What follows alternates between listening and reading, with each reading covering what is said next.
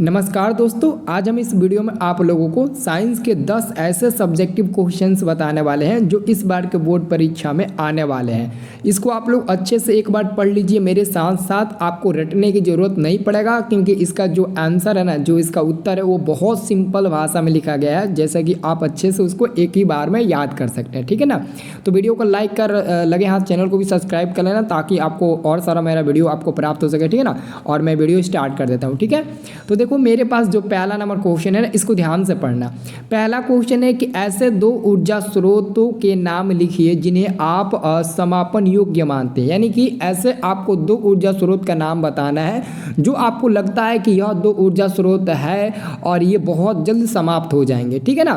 तो यहाँ पर देखिए मैंने उत्तर में लिखा कि कोयला और पेट्रोलियम ऐसे ऊर्जा स्रोत हैं जिनके समापन योग्य माना जाता है। यानी कि कोयला और पेट्रोलियम को हम लोग मानते हैं कि ये एक न एक दिन समाप्त हो जाएंगे और वैज्ञानिकों का अनुमान है कि कोयला और पेट्रोलियम आज से लगभग 200 वर्षों तक यह पृथ्वी से समाप्त हो जाएंगे, जबकि इसके निर्माण में लाखों वर्ष लगते हैं। इसको निर्माण करने में, पेट्रोलियम कोयला को निर्माण करने में लाखों वर्ष लगते हैं और वैज्ञानिकों का मानना है कि 200 वर्ष तक यह पृथ्वी से समाप्त हो जाएंगे और यही दो ऐसे ऊर्जा स्रोत है जिसको हम लोग समापन योग्य मानते हैं। ठीक है ना। कि बहुत सिंपल सा है, आप एकदम आसानी से पढ़ लोगे ना, एक ही बार में याद हो जाएगा। इसका पीडीएफ लेना है तो आप टेलीग्राम ज्वाइन कर लीजिए, लिंक आपको डिस्क्रिप्शन में मिल जाएगा। ठीक है ना। जस्ट आपको इसी वीडियो के डिस्क्रिप्शन में टेलीग्राम का लिंक मिल जाएगा, वहाँ पर आपको ये सब का पीडीएफ मिल जाएगा। ठीक है। अगला क्वेश्चन हम देखिए दूसरा नंबर क्वेश्चन है कि विद्युत बल्ब में निष्क्रिय गैस भरी जाती है क्यों? विद्युत बल्ब में निष्क्रिय गैस क्यों भरी जाती है? अब इसका उत्तर देखिए। इसका उत्तर कैसे हम लोग लिखेंगे? बल्ब में निष्क्रिय गैस भरने से बल्ब का जो टंगस्टन तंतु होता है ना, वो नहीं जलता है। ठीक है ना।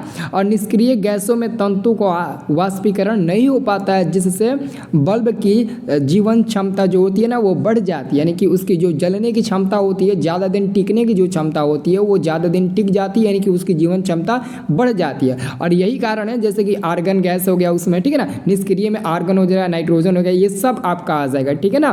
तो इसलिए हम कहते हैं कि विद्युत बल्ब में निष्क्रिय गैस भरी जाती है, जिसके कारण उसकी जीवन शक्ति जो होती है ना वो बढ़ जाती है, क्योंकि उसका टंगस्टन का जो तंतु होता है वो जलता नहीं है। इसी कारण हम लोग विद्युत बल्ब के अंदर निष्क्रिय गैस भरते हैं। ठीक है ना। ये बहुत सिंपल सा है। ठीक है ना। आप इसको भी याद कर लेंगे। अगला हमारे पास क्वेश्चन नंबर 3 है। क्वेश्चन नंबर 3 काफ़ी इंपॉर्टेंट है। ये 3 नंबर क्वेश्चन है ना कि कोई दो बल रेखाएं, यहाँ पर 2 बार कोई लिखा गया है, लेकिन आप लोग इसको एक ही बार पढ़ना है। ठीक है ना। कोई दो बल रेखाएं आपस में एक दूसरे को क्यों नहीं काटती है? कोई दो बल रेखाएं आपस में एक दूसरे को क्यों नहीं काटती है? इसका रीजन क्या है? बहुत सिंपल सा क्वेश्चन है। ठीक है ना। ये VVI सारे क्वेश्चन है। ठीक है ना। तो उत्तर में हमने लिखा कि कोई दो बल रेखाएं एक दूसरे को नहीं काटती है। यदि वह काटे तो इसका तात्पर्य होगा कि कटान बिंदु के उत्तर ध्रुव पर लगा परिणामी बल दो दिशाओं में होगा, जो कभी संभव नहीं है, यानी कि वो असंभव है। ठीक है ना। और यही कारण होता है कि दो बल रेखाओं आपस में एक दूसरे को नहीं काटती है। अगर काटेगी तो उस उत्तर ध्रुव पर परिणामी बल लगेगा, और जब परिणामी बल लगेगा तो दो दिशाओं को वो संकेत करेगा, जो असंभव है। ठीक है ना। तो यहाँ पर हमारा यही उत्तर होगा। ठीक है ना। इसको एक बार कॉपी में लिख लेना, याद हो जाएगा। अगला हमारा क्वेश्चन नंबर 4 है। ये क्वेश्चन नंबर 4 है ना कि लोहे की वस्तुओं को हम क्यों पेंट करते हैं? लोहे की वस्तुओं को हम क्यों पेंट करते हैं? जैसे कि बहुत सारे, जैसे कि मान लेते हैं कि आपके घर में जैसे कि छड़ का काम लग रहा है। ठीक है ना। तो जब आपका घर मतलब कि ऊपर का ढलैया हो जाता है, उसके बाद से ऊपर जो छड़ आपको ऊपर में दिखने को मिलता है, उस छड़ को आप लोग पेंट कर देते हो कि उस पर कभी जंग ना लगे, क्योंकि वो वायु के संपर्क में रहता है तो उसमें जंग लग ही जाता है। इसी के कारण ना कि लोहे की वस्तुओं को हम लोग पेंट क्यों नहीं करते हैं। तो यहाँ पर एक प्रश्न बनता है, तो इसका उत्तर कैसे लिखेंगे? ध्यान से देखना। हम इसका उत्तर लिखेंगे, लोहा हवा के साथ प्रतिक्रिया कर भूरे रंग का रासायनिक पदार्थ जंग बनाता है। यानी कि जब लोहा हवा के संपर्क में आता है ना तो अभिक्रिया कर लेता है और भूरे रंग के लोहे का ऊपर देखते हैं आप लोग जंग लग जाता है। अगर आपका साइकिल भी है और साइकिल को ज़्यादा दिन तक आप रख दोगे और उसको चलाओगे नहीं ना, तो उस पर भी जंग लग जाएगा, बहुत जंग लगेगा, बहुत पुराना दिखेगा, कबाड़ी जैसा दिखेगा। तो आप कहेंगे कि उस पर जंग लग गया है और भूरे टाइप का आपको जंग दिखेगा वो, ठीक है ना। तो उसी जंग से बचने के लिए ना हम पेंट करते हैं। अब आगे देखो, जब लोहे की वस्तुओं को पेंट कर देते हैं ना तो वह वायु के संपर्क में नहीं आता है। ऐसा मान लेते हैं कि आपके पास, मान लेते हैं कि जैसे मान लेते हैं कि आपके पास एक अंडा है, यहाँ पर आपके पास एक अंडा है।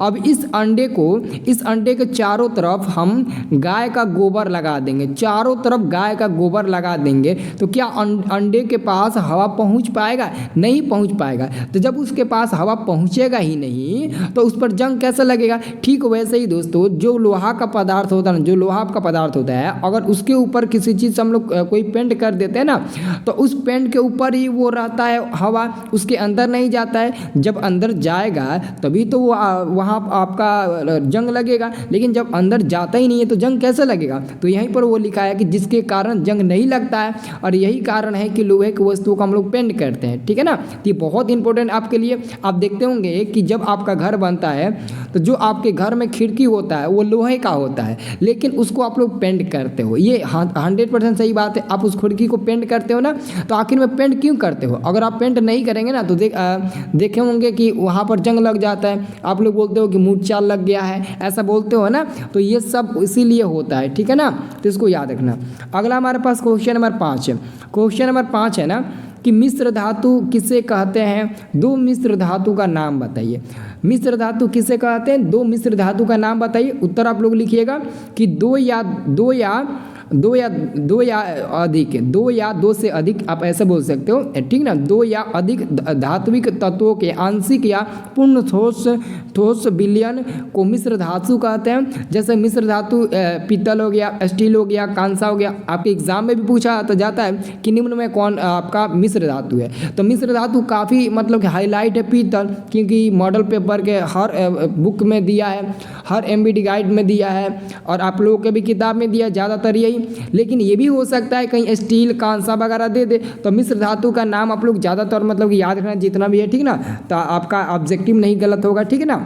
अब देखिए अगला क्वेश्चन, अगला हमारे लिए 6वां नंबर क्वेश्चन है। ये 6वां नंबर क्वेश्चन है कि बायोगैस किसे कहते हैं? ये बहुत इंपॉर्टेंट है कि बायोगैस किसे कहते हैं। तो याद रखना, बायोगैस किसे कहते हैं? यह गैस वह मिश्रण है जो ऑक्सीजन की अनुपस्थिति में जैविक सामग्री के विघटन से उत्पन्न होती है। इसका मुख्य घटक मीथेन हो गया, जो ज्वलनशील है, जिसे जलाने पर ताप और ऊर्जा मिलती है।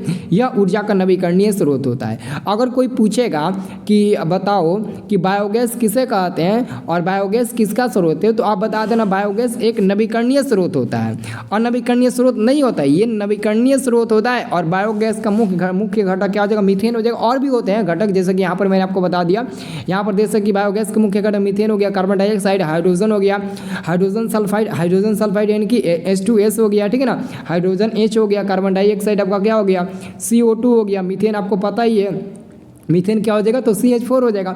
अब इसमें देखना है कि इसमें जो 65% मात्रा होती है ना वो मीथेन का होता है, यानी कि 65% मीथेन का मात्रा होता है। इसलिए कहा जाता है कि बायोगैस के जो मुख्य घटक होते हैं ना, जो मेन घटक होते हैं वो होते हैं मीथेन, क्योंकि मीथेन में इसकी मात्रा कितनी होती है? तो यहाँ पर 65% होती है, ठीक है ना, याद रखना।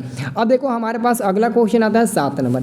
ये हमारा क्वेश्चन है कि मेंडलीव की आवर्त सारणी की विसंगतियाँ को लिखिए, यानी कि जो उनका विसंगतियाँ था ना, विसंगतियाँ उनके दोस्त था ना, वो आपको लिखना है, ठीक है ना, विसंगतियाँ लिखना है। तो इसका उत्तर मैंने लिखा कि मेंडलीव की आवर्त सारणी के निम्नलिखित विसंगतियाँ है, और वो निम्नलिखित आपको नीचे मिलेगा। पहले नंबर में कि H यानी कि हाइड्रोजन का स्थान नियत नहीं है, दूसरा आपका है समस्थानिक का स्थान नियत नहीं है, और तीसरा आपका क्या है कि कम परमाणु भार वाले तत्वों के स्थान पर अधिक परमाणु भार वाले तत्वों को रखा गया है, ठीक है ना। ये बस 3 लिख देना, 2 भी लिखोगे तो चल जाएगा, लेकिन मोटा मोटी तीनों लिख दोगे ना तो और अच्छा नंबर मिल जाएगा, ठीक है। अगला मैं प्रश्न की बात करूँ ना, अगला प्रश्न, तो अगला हमारा प्रश्न आता है 8 नंबर। इसको ध्यान से देखना, ये सब इंपॉर्टेंट क्वेश्चन है, हर एक क्वेश्चन इंपॉर्टेंट है। 8 नंबर क्वेश्चन है कि कायिक प्रबंधन को परिभाषित करें। ये बायोलॉजी का क्वेश्चन है कि कायिक परिवर्धन को परिभाषित करें। तो पौधे के कायिक भाग जैसे कि जड़ हो गया, तना हो गया, पतिया हो गया, द्वारा जो प्रजनन होता है ना उसी को कायिक परिवर्धन कहते हैं, ठीक है ना। क्या कहते हैं? कायिक परिवर्धन कहते हैं। यहाँ पर प्रबंधन लिख दिए ना, तो प्रबंधन को आप क्या लिखना? ऊपर र बना देना है, ठीक है ना। यहाँ पर थोड़ा सा आप ऊपर ऐसा मात्रा करके र र बना देंगे तब प्रबंधन हो जाएगा, ठीक है ना, प्रबंधन, ठीक है ना, आपको याद रखना है, ठीक है ना। ये आपका कायिक प्रवर्धन हो गया, ठीक है ना, इसको याद रखना है, इसको आप कॉपी में लिख सकते हैं, ठीक है ना। और जो अगला क्वेश्चन हमारा है ना, अगला क्वेश्चन 9 नंबर, ये बहुत इंपॉर्टेंट क्वेश्चन है, ठीक है ना। 9 नंबर क्वेश्चन है आपका केमिस्ट्री का कि क्या होता है जब लाल तत्व लोहे पर जलवाष्प प्रवाहित किया जाता है, उसका समीकरण आपको लिखना है बस, ठीक है ना। क्या होता है जब लाल तत्व लोहे पर जलवाष्प प्रवाहित किया जाता है, यानी कि दोस्तों इसका समीकरण लिखना है ना। तो उत्तर में मैंने लिख दिया कि Fe3O4 बनता है एवं H2 गैस निकलती है, ठीक है ना। और ये हमारा क्या है, लौह क्रिस्टलीय होता है। ये जो Fe3O4 होता है ना, वो लौह क्रिस्टलीय होता है, ठीक है ना। तो आप लोग लिखिएगा कि जब लाल तत्व लोहे पर जलवाष्प प्रवाहित करते हैं तो लौह क्रिस्टलीय यानी कि Fe3O4 एवं H2 गैस की प्राप्ति होती है। और उसका समीकरण नीचे लिख देना, जैसे कि हमारा Fe क्या हो गया, लोहा हो गया, और साथ में हमने क्या किया, हाइड्रोजन के साथ इसका अभिक्रिया कराया, तो हमारे पास क्या बना, Fe3 बना और O4 बना, और साथ में हमारा H2 गैस मिला, यही मिला ना। अब इसको आप लोग संतुलित कर देना, जैसे कि यहाँ पर मैंने ऑलरेडी संतुलित करके आपको दिया, ठीक है ना। दोनों बगल मैंने क्या किया, सबको बैलेंस कर दिया, और दोनों बगल मैंने इसको संतुलित कर दिया, ठीक है ना। तो ये आपका इंपॉर्टेंट क्वेश्चन है। अगला हमारा क्वेश्चन 10 नंबर है, जो अंतिम क्वेश्चन है। ये हमारा क्वेश्चन है कि क्या होता है जब धातुओं को वायु में दहन होता है, यानी कि क्या होता है जब धातुओं का वायु में दहन होता है। जब आप किसी भी धातु को वायु में दहन करोगे ना, तो क्या होता है, तो यहाँ पर ध्यान से देखो, जब धातुओं को वायु में दहन किया जाता है तो धातुएं ऑक्सीजन से संयोग कर ऑक्साइड बना देते हैं, ऑक्साइड बना लेते हैं। तो सपोज डेट उदाहरण के लिए मैंने 2 उदाहरण लिखा। यहाँ पर हमारे पास धातु है, धातु जब वायु में दहन होता है, यानी कि वायु यानी कि ऑक्सीजन के साथ जब अभिक्रिया करता है तो क्या बनाता है, तो संयोग कर ऑक्साइड बना देता है। क्या बना देता है, ऑक्साइड, ठीक है ना। क्या बना देता है, ऑक्साइड बना देता है, ठीक है ना। तो यहाँ पर हमारा क्या हो जाएगा, Mg+O2, ठीक है ना। और तो क्या बना, MgO बना। तो यहाँ पर सोडियम ऑक्साइड होगा, यहाँ पर O छूट गया, छोटो O आप लोग लगा देना, सोडियम ऑक्साइड हो जाएगा, ठीक है ना। तो ये हमारा क्या हो जाएगा, ऑक्सीजन का ऑक्साइड हो जाएगा, ठीक है ना। और ये हमारा ऑक्सीजन का ऑक्साइड हो जाएगा, ठीक है ना। ये हमारा हो जाएगा समीकरण, ठीक है ना। तो इसको आप लोग लिख लेना, ठीक है ना। और आप लोगों के लिए मैं पैड ग्रुप में भी सेंड कर देता हूँ, ठीक है ना। और जो लोग टेलीग्राम नहीं ज्वाइन किया, टेलीग्राम ज्वाइन करो, ताकि टेलीग्राम पर इसका आपको PDF मिल जाएगा, ठीक है ना। टेलीग्राम आपके लिए इंपॉर्टेंट, जल्दी से ज्वाइन करो, नीचे आपको लिंक मिल जाएगा डिस्क्रिप्शन में, ठीक है ना। जल्दी जाइए।